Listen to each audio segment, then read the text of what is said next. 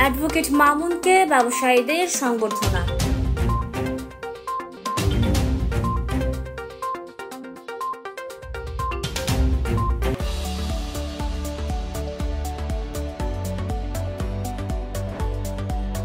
রাঙামাটির ব্যবসায়ীদের trade licence সমস্যা সমাধানে সার্বিক সহযোগিতা করায় কৃতজ্ঞতা প্রকাশ করে চেম্বার সভাপতি অ্যাডভোকেট মামুনুর রশিদ মামুনকে সংবর্ধনা দিয়েছে ব্যবসায়ীরা।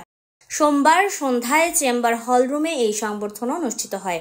সময় বিএম শপিং কমপ্লেক্স ব্যবসায়ী সমিতির সভাপতি MS জাহান লিটনের সঞ্চালনায় বৃহত্তর বনরূপা ব্যবসায়ী সমিতির সভাপতি জসিম উদ্দিন, তবছরী বাজার ব্যবসায়ী সমিতির সভাপতি আবু নাসের বিপ্লব, সাধারণ সম্পাদক ইকবাল করিম, নির্মাণ সামগ্রী সমিতির সভাপতি রোকন উদ্দিন, পুরাতন বাস স্টেশন ব্যবসায়ী সমিতির সভাপতি নিসার আহমেদ, রেস্তোরাঁ মালিক সমিতির সভাপতি শামীম খান, সাধারণ সম্পাদক মাসুদ রানা, ভ্যাটভিদি বাজার ব্যবসায়ী সমিতির সাধারণ সম্পাদক মাসুদুল হক বদরুল, আবাসিক হোটেল মালিক সমিতির সভাপতি মোস্তফা কামাল উদ্দিন, সাধারণ সম্পাদক ইউসুফ চৌধুরী, আসবাবপত্র ব্যবসায়ী সমিতির সাংগঠনিক সম্পাদক তারেক আহমেদ সহ স্থানীয় ব্যবসায়ীরা উপস্থিত ছিলেন।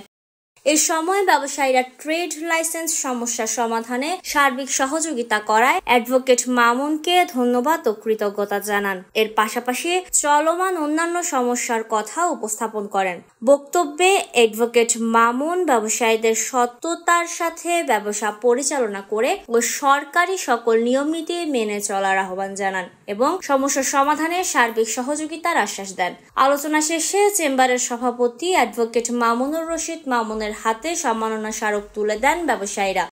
অনুষ্ঠানে রাঙামাটি ব্যবসায়ী ফোরাম নামে নতুন সংগঠন আত্মপ্রকাশ করে। পদাধিকার বলে চেম্বারের সভাপতি এই সংগঠনের সভাপতির দায়িত্ব পালন করবে এবং সকল ব্যবসায়ী সমিতির নেতারা সদস্য হিসেবে থাকবে।